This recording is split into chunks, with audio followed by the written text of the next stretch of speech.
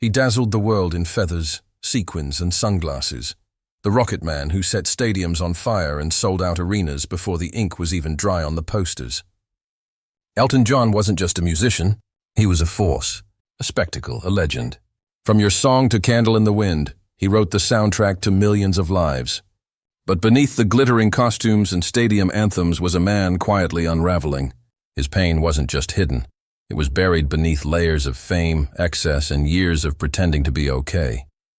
Elton John's tragedy isn't a single moment. It's a lifetime of lonely hotel rooms, strained friendships, addiction relapses, public adoration followed by private collapse.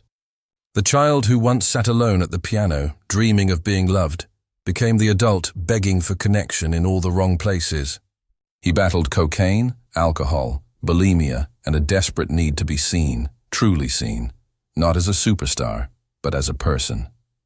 And now, at 78, as he looks back on a life that has given him everything and yet cost him so much, the truth is finally becoming impossible to ignore.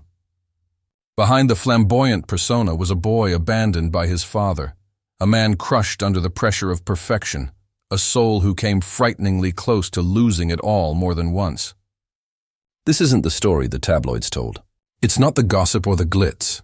This is the heartbreak of Elton John, raw, painful, and real. And once you hear what he's finally admitted about the years he lost, the love he chased, and the darkness he survived, you may never hear his music the same way again.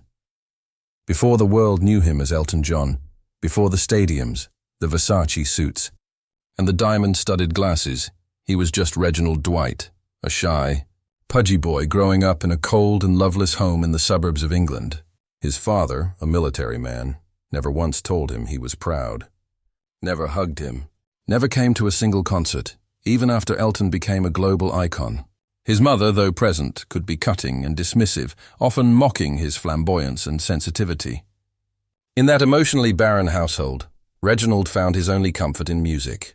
At the piano, he was free from judgment, free from fear, free from the suffocating silence between his parents. But the damage was done early. The boy who could make melodies weep never truly learned how to speak his own pain. As he grew older and transformed into Elton John, the world saw the glitter, but they never saw the grief. Fame came quickly, too quickly, one hit after another, worldwide tours, chart-topping records. And yet, the more the crowd roared, the lonelier he became. He once admitted that in the middle of sold-out shows, with thousands screaming his name, he would feel utterly alone. The cheers echoed, but they never filled the hole left by a father who didn't love him, and a world that only seemed to love the image, not the man. The industry didn't help. In the 70s and 80s, being flamboyantly gay in the public eye meant living under constant scrutiny. Elton tried to hide it at first, then embraced it, but even then, he was misunderstood, reduced to a caricature of glitter and excess, rarely seen for the wounded human underneath. He turned to the only comforts that didn't leave him: alcohol, cocaine, food, shopping, anything to numb the ache. The transformation from Reginald to Elton was complete, but with it came a terrible cost. He no longer recognized the boy at the piano, the one who just wanted to be loved. That boy had been buried beneath addiction, image, and pain.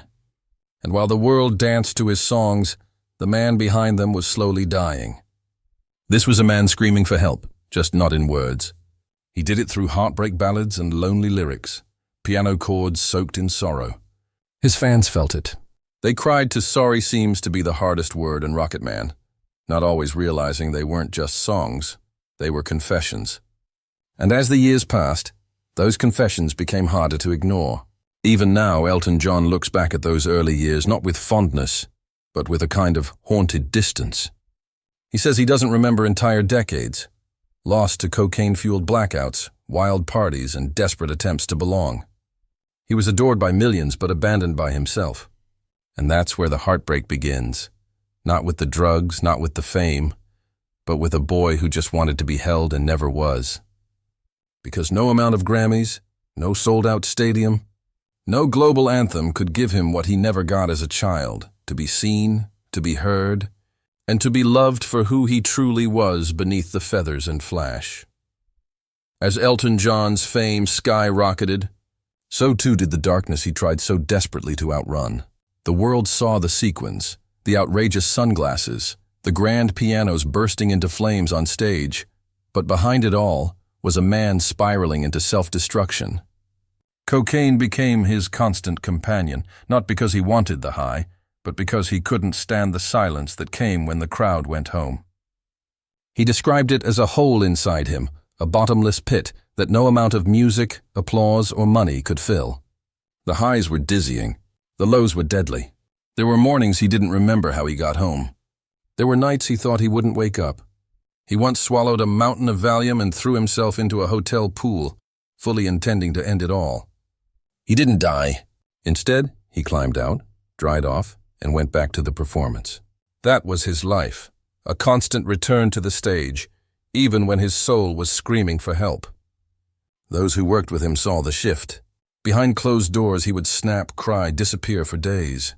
His bulimia, a secret he kept for decades, was a symptom of a man trying to control the one thing he could, his own self-image. He hated what he saw in the mirror. The pain was relentless, and yet the industry just kept spinning, pushing him forward like a product. No one dared stop him. He was a money machine, a showman, a spectacle, and in that spectacle his humanity was erased. And if you're beginning to feel the weight of this story, the ache beneath the melodies, then take a second to like this video, subscribe to the channel, and leave a comment below sharing which Elton John song helped you through a dark time. Because this isn't just music, it's a man's fight to survive. By the late 80s, his health was deteriorating. He was isolated, addicted, emotionally exhausted. The parties weren't fun anymore. The costumes didn't sparkle. He began losing friends, some to AIDS, some to overdoses, some to the simple truth that fame is a lonely planet. And it wasn't until he saw a young man die in a hospital bed from AIDS, alone, abandoned, forgotten, that something inside Elton cracked. That moment, watching someone else's life fade away with no love beside them, forced him to confront the mirror. He realized that was his future, unless he changed. So, in 1990, after years of pretending, performing, and barely surviving, Elton John did something extraordinary. He asked for help. He entered rehab not for headlines, but for his life. And for the first time, he stripped away the feathers, the sunglasses, the stage lights, and faced the man underneath. It was the beginning of recovery, but far from the end of the pain. Because when the drugs left, the memories returned. And in that silence, Elton finally had to meet Reginald Dwight again, the scared little boy he'd left behind decades earlier. The path to healing for Elton John wasn't paved with applause or comeback tours. It was quiet, uncertain, and excruciatingly honest. After rehab, he didn't come out reborn. He came out fragile, like a man learning to walk again after decades of dancing on a stage that nearly killed him. The first thing he had to do was face the wreckage he'd left behind. Apologies too. Bandmates, reconciliations with ex-lovers, rebuilding trust with a world that had watched him spiral. But the hardest part was forgiving himself. He once admitted that sobriety didn't fix the loneliness. It only made him finally feel it. There were no drugs to mask the memories, no substances to dull the echoes of childhood abandonment or the sting of the friends he had lost. In the quiet, he realized how many bridges he'd burned, how many people he'd pushed away out of fear, pride, or pure survival. But still, he pressed forward. Slowly, Elton began to rebuild, not just a career, but a life. He surrounded himself with people who didn't need the spotlight, who saw the man behind the legacy. He found love, not in the chaos of passion, but in the steadiness of partnership. David Furnish became not only Elton's husband, but the first person who loved Reginald and not just the persona of Elton John. And then, there were the children, Zachary and Elijah, who arrived when Elton thought he had nothing left to give. Fatherhood terrified him. How could he give love he never received? How could he be what his father refused to be? But in loving his children, Elton started to heal the abandoned child within himself. Still, the scars never vanished. He admits to moments of self-doubt, to waking up some mornings with the weight of grief pressing on his chest. The pain didn't disappear. It just learned to live alongside the joy. Fame still haunts him. Addiction is a shadow that follows him daily. Even now, every show he performs is a careful balancing act, Not between notes or choreography, but between vulnerability and relapse. He keeps his sobriety like a sacred vow, because he knows what waits on the other side of its collapse. And yet, even with the mansion, the family, the decades of accolades, Elton John still carries the ache of a life spent performing happiness while privately drowning. There's a heaviness in his voice now when he speaks about the past, not bitter, but worn, like a man who has stared into the abyss and came back, but never forgot what he saw. And perhaps the most tragic part of Elton's story is that for all the love he gave the world, he still questions whether he was ever truly loved back, not as a pop star, not as a fashion icon, not as a legend, but as a human being who simply needed to be held.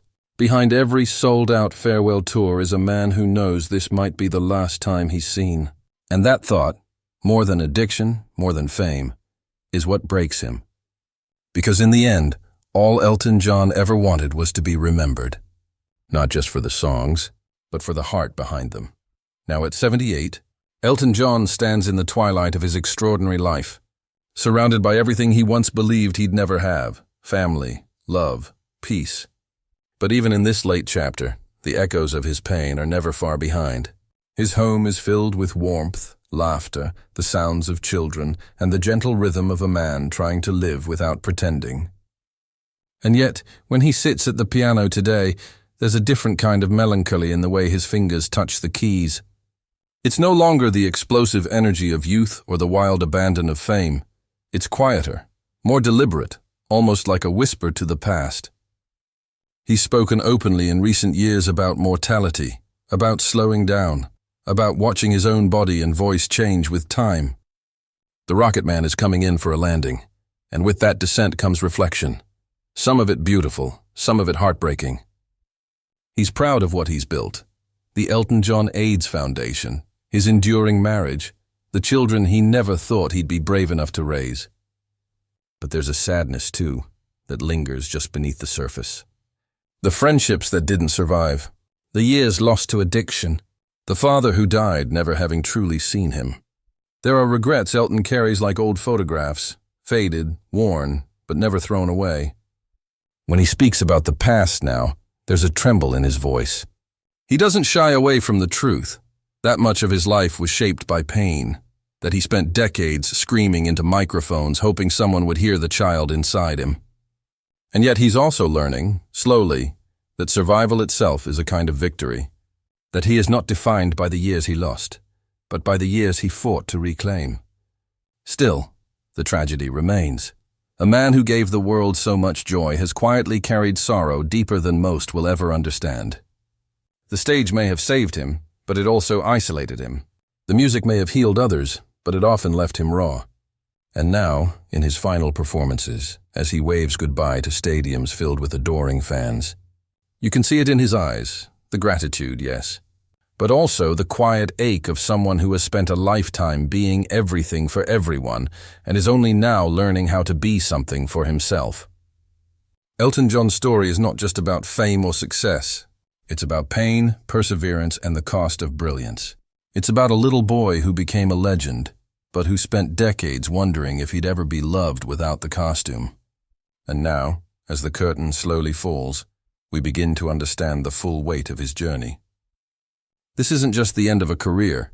It's the conclusion of a life that burned so brightly, so painfully, it illuminated the darkest corners of the human soul. Because Elton John was never just a showman. He was a survivor, a broken boy who turned his agony into anthems. And as he fades from the stage, what he leaves behind is more than music. It's a legacy of vulnerability, of raw, imperfect humanity, and of a man who taught us all that sometimes. The most powerful songs are the ones we write in silence.